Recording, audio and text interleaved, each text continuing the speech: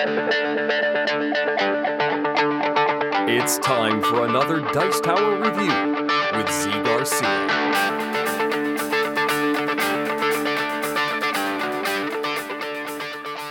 Hey folks, today we are taking a look at Kodama. In Kodama here, which is subtitled The Tree Spirits, you are helping these little tree spirits to keep their forest alive and beautiful, and you're doing that by playing cards onto the table, growing from the trunk of your tree in sort of a very organic way, and trying to score the most victory points. Of course, let me give you an overview of how the game works, and then I'll tell you what I think of it. Here we go.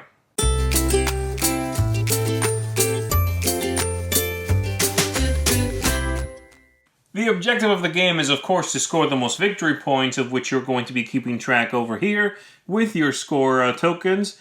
And we are going to place this little dude right here. We are going to pick a spring, a fall, and a summer decree from the whole stack here. We're just picking one of each. And then you are going to, you can get rid of the rest of these. You won't need them. You are going to shuffle up the Kodama cards, which are these, and everybody's going to get 4. In this case, I'm going to be showing you a setup for 2 players here. Each player also gets a tree trunk, and they are going to put it in front of themselves somewhere. 1, 2, 3, 4 of these would go to this player. 4 of them would go to this player. The rest will also go away. There are some of these, by the way, in the game that are specifically for if you're playing with children. I'm not going to be showing you those, but they are in there. And then you're going to be shuffling up the deck here of the limbs of the trees, and you're going to be displaying 4. Then you're ready to begin. You just have to pick a start player. On your turn, let's just put him right here for now. On your turn, you are going to be picking one of these and placing it onto your tree and then scoring. Before we do that, though, let's take a look at what the decree is here for spring, which is some sort of rule that changes how this round is going to play out. This round is going to be, by the way, 4 turns. For, everybody taking a turn, that is. Spring Rain, it says. At the end of the season, score 1 point for each branch card on your tree with a cloud, a flower, or a mushroom on it. Alright, so you just put that face up there to remind everybody. And then you are ready to begin. Everybody has, let's move these out of the way for now. Everybody has on their tree some sort of feature that they begin with. This one has a little mushroom. This one has a little star there. And so let's say it's my turn. I am going to pick this card, and I'm going to play it anywhere I want to on this card. And this is completely free form. The tree is going to grow out organically from the card here. The only rule being when I play something like that, I cannot later on touch more than 1 card when I play something new. So I cannot do this later on because I'm touching both the starting card and this other card. And therein is going to be your limitation. So I'm going to play this here, and then I'm going to score everything on this card, and I'm going to follow it down to the tree trunk, and as long as there's a chain unbroken of whatever I'm scoring, I get the points for that. So mushroom 1, and then 2, and there's a little firefly there. I get 1 for that. It's not on the tree trunk, so just 1. So the total there is 3 for me. 1, 2, 3. All right. And then we would replenish this card, and it would be the next player's turn. They would take whatever they want to, but they could do this. Take this one here, and this one has a worm, it has the mushroom, and it has a cloud, and none of those things are on the tree trunk, so 3 points. 1, 1, 1. Same thing for them. We again flip a new one, and now since it's my turn again, we're assuming I'm the star player. This moves over once. And we continue doing this until it's the end of spring and we score, which it just means we play one of our Kodama cards and apply the rules for that. For example, this one says score 2 points for each cloud or flower on your tree, whichever is fewer.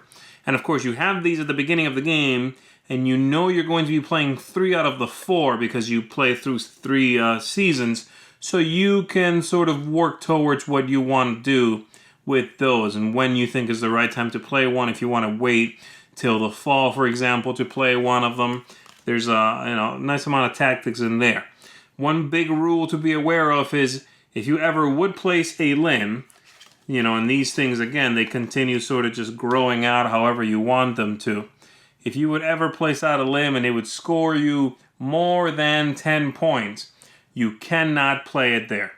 It has to go somewhere else. So that's one way to keep the tree from basically just being one giant massive limb. You sort of have to balance that out. Ideally, you are scoring exactly 10 every round. That's not going to happen. But that's what, if you could do that, then you'd win, right? So that's what you're attempting to do. Once the 4 rounds are over, we are going to be dealing with the decree here, if it matters then, and then flipping over the next one and continuing playing until we play through all 3. Once that's over, we play the final Kodama card and see who the winner is. Again, the score is being tracked on here, and if you go over 100, you can flip this one over. It has a printed 100 on there, and that is how you play Kodama. There are several things I like about Kodama, and there's several things I don't like. First of all, let me say that this game is inspired by this game here, Kigi, in that they're largely very similar, and Kodama sort of took the ideas contained in this little game and grew them and sort of tweaked them a little bit. One of the big things I don't like about the new one, which I really thought I would like actually upon first inspection, is the look of the game. I love the cover of the game. I like the look of the Kodama cards themselves, the special power cards.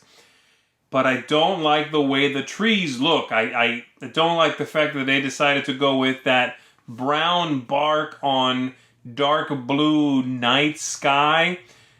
It's not a good look. It's not very distinct. And so when I compare this and when I compare, let's find some here. When I compare this card here, when I compare that to that card from the original game and how clear that is and how easily I can tell that branch is continuing on to another branch, maybe if I wasn't familiar with this one, but I don't like that look. That just, it's too dark. Everything's too dark. I don't know why they couldn't have drawn this in the daylight. I get that it's night and tree spirits and all that, but it doesn't help the look of the game. So that's one of my big beefs. I also don't like the score track.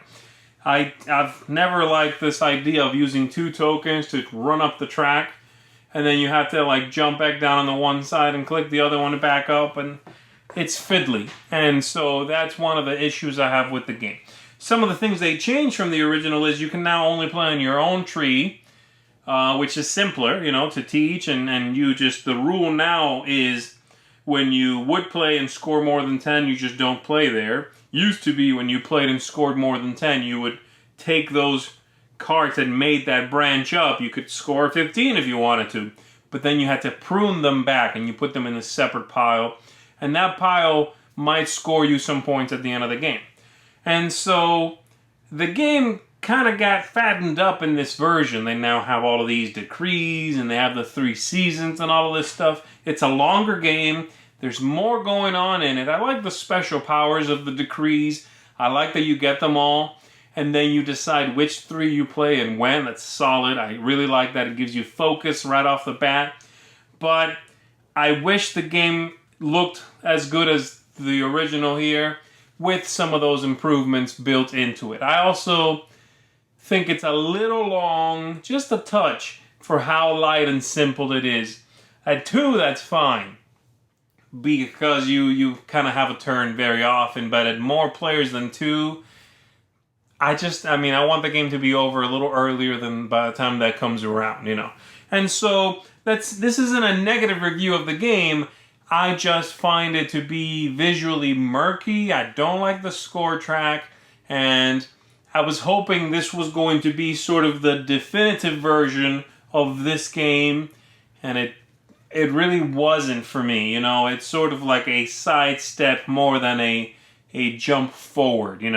However, having said all that, if you're not familiar with the original, then all of this is moot anyway. And if you're not having a problem with the visual clarity of the cards, then I say go for it, because it's a neat game. It's a clever idea with the trees sort of growing at whatever angle you want them to grow. All of those things are very cool. the drawings of the little critters and little stars and clouds could be better. Again, I keep harping on the look of the whole thing, but if it's not bothering you, that's fine. Go for it. Overall, I would say check this one out if you're okay with the look, if it's something that you even find captivating, perhaps, because, I can't tell you it's a good look or a bad look. I'm just telling you my opinion, obviously, on something like the artwork. So if you have no issue with the artwork whatsoever, then check it out. The game is neat. The gameplay, I liked it. I just found it, the look of the game pushes me out from the immersion and really just the clarity and the ease of play. So there you have it. That is the new Kigi Kodama. Thanks so much for watching the Dice Tower videos. Find more great videos and reviews, as well as our top-rated audio podcast at Dicetower.com. You can also find other great shows at Dicetowernetwork.com. I'm Eric Summerer, and you've been watching The Dice Tower. The Dice Tower is sponsored by Cool Stuff Inc., where you can find great games for great prices. Cool stuff in stock. Check them out at CoolStuffInc.com.